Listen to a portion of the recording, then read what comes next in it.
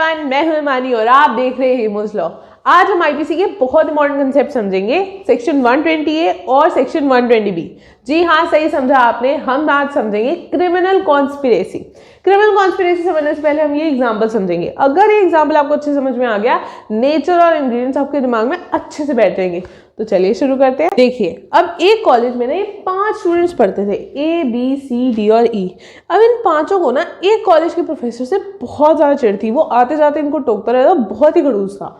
ठीक है, तो इस कॉलेज के प्रोफेसर का ना ए ने सोचा कि इसका ना सर फोड़ देते हैं कुछ मार के, ये बंदा ना कोमा में चल जाएगा। हमारा जब कॉलेज क्लियर हो जाएगा तब ये ठीक वीक होके आ जाएगा, हमारा पीछे छोड़ देगा।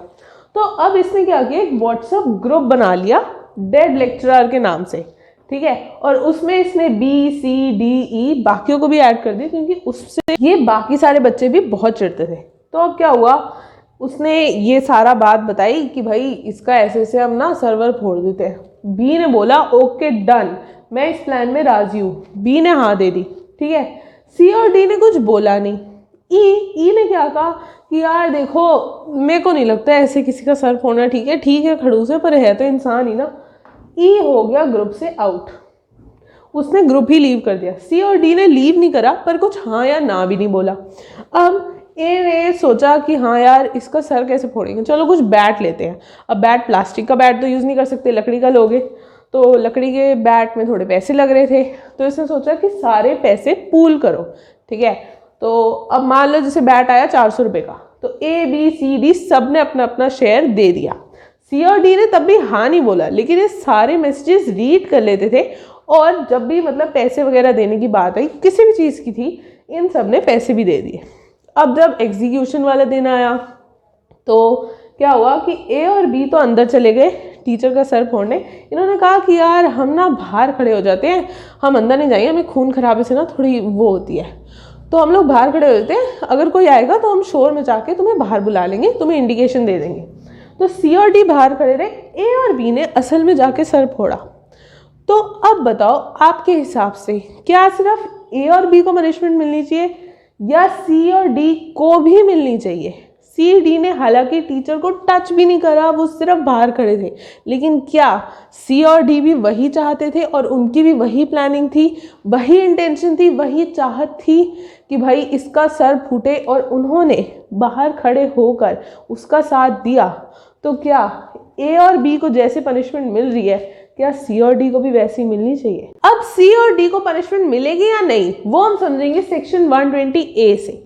सेक्शन 120A क्रिमिनल कॉन्स्पिरेसी के ऑफेंस को डिफाइन करता है कि क्रिमिनल कॉन्स्पिरेसी होता क्या है। देखिए, क्रिमिनल कॉन्स्पिरेसी मतलब जब 2 या 2 से ज़्यादा लोग, वहाँ हमारे एग्जाम्पल में कितने लोग थे, A, B, C, D 4 लोग थे, पहली कंडीशन पूरी, 2 या 2 से ज़्यादा लोग। दूसरा, अग्री टू डू या कॉज टू बी डन, सबने हामी भरी थी कि हाँ भाई उसका सर फोड़ना है, अग्री टू डू। दूसरा आ गया कॉज टू बी डन। अब ये कॉज टू बी डन कैसे, तुमने कॉन्ट्रैक्ट किलिंग का नाम सुना है? हम किसी को सुपारी दे देते कि हाँ यार इस बंदे को मरवा दियो, वो क्या है, एक अग्रीमेंट ही तो है, दोनों पार्टी के बीच में एक अग्रीमेंट हो जाता है कि हाँ मैं तेरे को पैसे दे दूंगा जब ये बंदा मर जाएगा, तो ये contract killing. Cause to be done, 2 या 2 से ज्यादा बंदे, कॉज टू बी डन है क्या, या तो इलीगल एक्ट, मतलब कि जो मैं उसको सर फोड़ने गई हूँ ये एक इलीगल एक्ट है, या legal act through illegal means, मतलब एक्ट इन इटसेल्फ लीगल है लेकिन करा इलीगल मीन्स है। मान लो एक क्या हुआ था, मेरा ना एक डेटर था, मतलब किसी ने मेरे से पैसे उधार लिए थे, वो वापस ही नहीं देता था, उसको फ़ोन करो ब्लॉक कर देता था, जहाँ मैं अगर उसको मैं सड़क पे दिख जाऊँ वहीं से यूटर्न ले लेता था, मतलब इतना चालू था। तो मैं अपने एक दोस्त को लेके गई, मैं कहा यार आज ना इससे पैसे लेके आने, अपने पैसे छीन के आएंगे, ठीक है कुछ भी करेंगे। तो हम उसके घर गए, अब वो पैसे दे ही ना, तो मेरे दोस्त ने ना फील्ड में आके मतलब उसका ना पैट लेके मतलब सर ही फोड़ दिया, मतलब बेचारे को बहुत स्टिचेस आए थे, बहुत मतलब खून आया था। तो तुम समझ रहे हो, था वो लीगल एक्ट, मैं अपने ही पैसे लेने गई थी, लेकिन जो हमने मीन्स यूज करे वो इलीगल थे, जो उसका सर फोड़ा है। अब इन दोनों में मतलब थोड़ा एक रिलेशन से मैं एक और एग्जांपल देती हूँ, जैसे कि मान लो चीज़ें इंपोर्ट करने में तो कोई दिक्कत नहीं है, लेकिन मान लो मैं किसी से ड्रग्स इंपोर्ट करवाती हूँ, ये इलीगल एक्ट है, ड्रग्स लीगल तो नहीं है ना, अगर मेरे पास कोई सर्टिफिकेट नहीं है, दवाइयाँ वगैरह के लिए नहीं है, नॉर्मल वो वाला ड्रग्स है, ठीक है, तो ये इलीगल एक्ट है। या फिर legal act through illegal means, अब मान लो मैं कुछ और इम्पोर्ट करा रही हूँ, बहुत सही सामान है, कोई ऐसी दिक्कत नहीं है, बकायदा सही है वो, लेकिन मैं कस्टम ड्यूटी नहीं दे रही, या मैं उससे ऐसे कर रही हूँ कि हाँ तू यहाँ से इस रूट से लाई हो, हम लोग ना टैक्स देने से बच जाएंगे, कस्टम वगैरह में देना नहीं पड़ेगा। तो ये जो टैक्स की इवेजन है ये इलीगल है। लीगल एक्ट था, इम्पोर्ट लीगल था, लेकिन जो हमने मीन्स यूज करे वो इलीगल हो गए।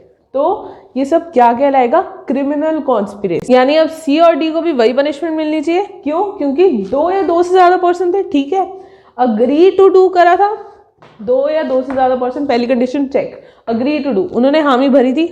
हामी सी और डी ने कैसे भरी थी मैं आगे समझाऊंगी। नेक्स्ट, इलीगल एक्ट, उन टीचर का ऐसे सर फोड़ने, ये लीगल है, इलीगल एक्ट करने की हामी भरी थी, तो उन्होंने भी क्रिमिनल कॉन्स्पिरेसी कमिट करा था। तो जैसे ही पनिशमेंट, जो पनिशमेंट ए और बी को मिलेगी वही पनिशमेंट सी और डी को भी मिलेगी, यानी सी और डी भी लायबल होंगे। इवन तो उन्होंने टीचर को टच भी नहीं करा था, पर उनका वही मोटिव था और वो क्रिमिनल कॉन्स्पिरेसी में कवर होंगे इन चीज़ों की वजह से, हेंस सी और डी भी पनिशेबल होंगे। अब इस सेक्शन के ना हम क्विकली नेचर समझ लेते हैं। फर्स्ट, कि कंसेंट जो दिया होना चाहिए वो फ्री होना चाहिए। मतलब कि सी और डी, ए, बी, कोई भी जो बंदा था वो किसी के दबाव में उन्होंने कंसेंट नहीं दिया था, फ्रीली उन्होंने कंसेंट दिया था कि हाँ हम चाहते हैं इस टीचर से छुटकारा मिले, तो फ्री कंसेंट। दूसरा, अब सी और डी उन्होंने कभी हाँ नहीं भरी थी ग्रुप में, है ना, तो उन्होंने तो कभी अग्री ही नहीं करा, लेकिन ऐसा नहीं है, उन्होंने कंसेंट दिया था। कंसेंट 2 तरीके का होता है, एक्सप्रेस या इम्प्लाइड। अब देखो, तुम्हें मम्मी ने, मतलब मान लो जैसे घिया तोरी, वो जो गंदी गंदी सब्जियां होती है ना वो दी, ठीक है, तुम्हें मतलब कोई भी ऐसी सब्जी दी जो तुम्हें नहीं पसंद, तो अब तुम नाक मुंह चढ़ाते हो, मम्मी मैंने नहीं खानी, तो मम्मी कहती वो रहा दरवाज़ा। अब मम्मी ने ये तो नहीं बोला कि यार दरवाज़ा वो रहा निकलो, ठीक है, लेकिन मम्मी के कहने का क्या मतलब है कि नहीं खानी ना बेटा, सामने दरवाज़ा निकल। मम्मी ने बोला नहीं एक्चुअली में, लेकिन मतलब क्या है, इशारा क्या है कि भाई नहीं खाना तो निकल। दूसरा, मैंने मम्मी को बोला कि यार मम्मी मैंने नहीं खानी ये सब्जी, बेटा वो दरवाजा बोरे बिस्तरा मार निकल, मम्मी ने बोल ही दिया। तो एक्सप्रेसली जब मैं अपनी हाँ या ना एक्सप्रेसली बोल दूँ, जो बी था उसने ए के प्लान पे हामी भरी थी, यानी बी ने एक्सप्रेसली अपना कंसेंट दिया था, लेकिन जो सी और डी थे उन्होंने इम्प्लाइडली दिया था। अब ई को भी ऐड करा था उस ग्रुप में, लेकिन ई ने क्या बोला कि भाई मैं नहीं आना चाहता तुम्हारे साथ, तुम्हें जो करना है करो।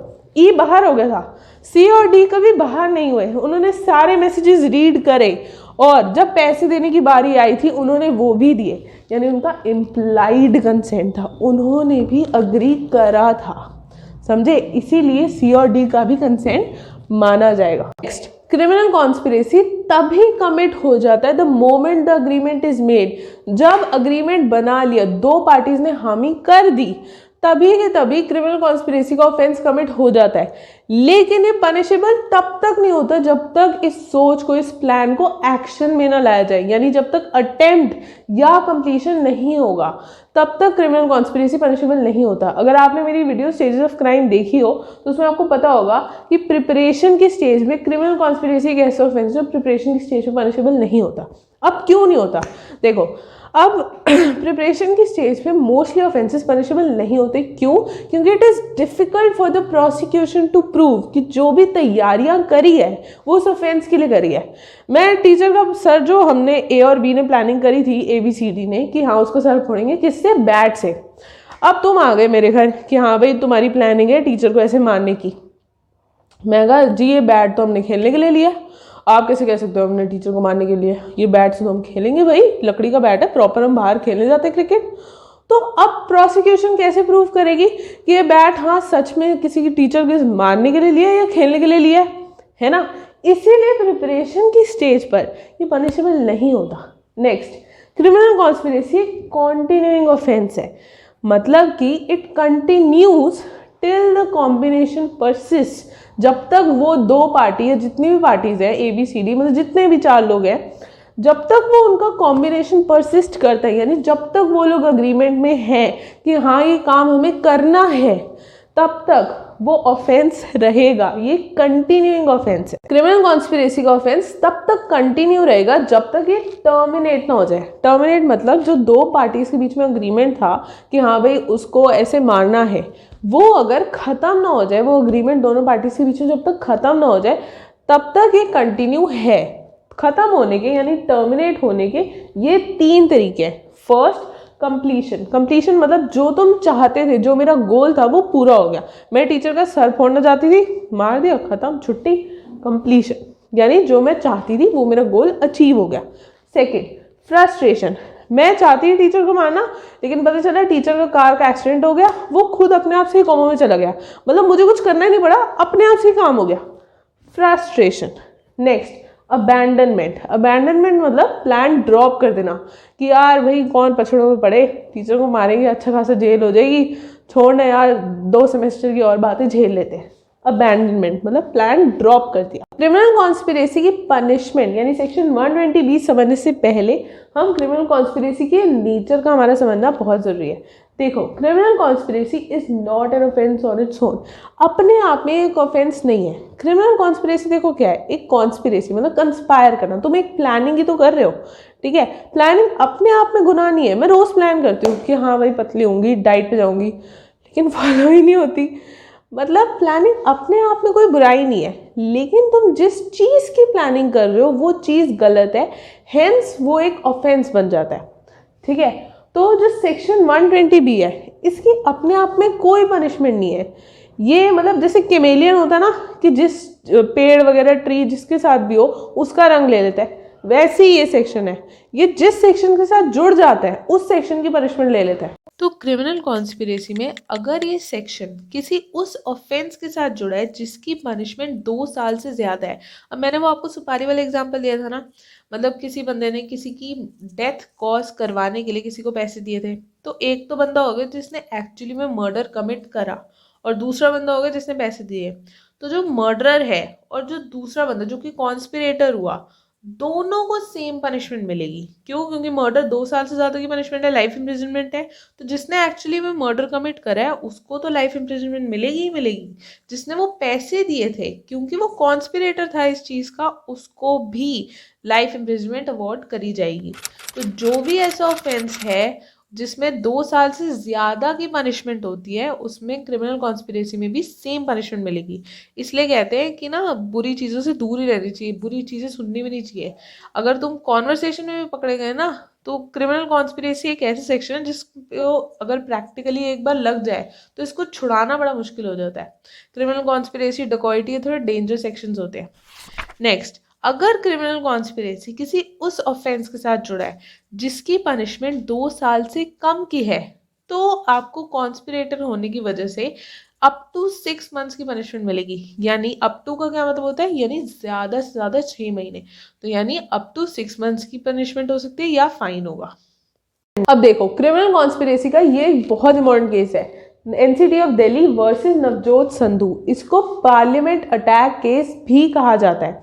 इस केस में सुप्रीम कोर्ट ने कहा था कि अगर आपको क्रिमिनल कॉन्स्पिरेसी प्रूव करनी है तो हमेशा एक डायरेक्ट या सर्कमस्टेंशियल एविडेंस होना चाहिए। अब देखो क्या हुआ था इस केस में। इस केस में पार्लियामेंट पर अटैक हुआ था और उनमें से जो टेररिस्ट थे जिन्होंने अटैक करा था, उनमें से एक की इस पर्सन ने मदद करी थी। He help one of them to flee, मतलब उसने एक बंदे को वहाँ से इलोप कराने में, टेररिस्ट को वहाँ से इलोप कराने में उसने हेल्प करी थी। तो अब इसको पकड़ा गया कि भाई ये भी एक क्रिमिनल कॉन्स्पिरेटर है, उसने उसकी मदद करी जाने की। लेकिन बाद में ये पाया गया था कि इस बंदे ने, जो टेररिस्ट था, उससे कभी इसने कांटेक्ट नहीं रखा था। इसने उसकी हेल्प करी इसलिए कि भाई वो गन पॉइंट पे होता है ना कि गाड़ी चला वरना तो वो उड़ा दूंगा, तो इसे सिर्फ अपनी जान बचाने के लिए उसको हेल्प करा कि हाँ भाई वो मतलब वहाँ चला जाए, इसकी जान बख्श दे। इसने सिर्फ टू प्रोटेक्ट हिज लाइफ उस टाइम नेसेसिटी में उसने ये एक्ट करा था। ये कॉन्स्पिरेटर नहीं था, क्योंकि ना तो कोई डायरेक्ट एविडेंस था ना ही कोई सर्कमस्टेंशियल एविडेंस था ये प्रूव करने के लिए कि हाँ ये उनमें से एक कॉन्स्पिरेटर था। हमेशा उन दोनों पार्टीज के बीच में एक अग्रीमेंट होना चाहिए कॉन्स्पिरेटर बनने के लिए। इसका कभी उनसे कोई कांटेक्ट नहीं था। उम्मीद करते हो आज की क्लास आपको समझ आई होगी। अगर फिर भी कोई डाउट हो तो नीचे कमेंट सेक्शन में लिखना ना भूले। I will make sure to answer all of those doubts. अगर आप लोग मेरे चैनल पर नए हैं तो इसको सब्सक्राइब करके अपना सपोर्ट ज़रूर दिखाइए और इसको अपने फ्रेंड से लाइक और शेयर ज़रूर करवाइए। तब तक के लिए all the best, bye bye.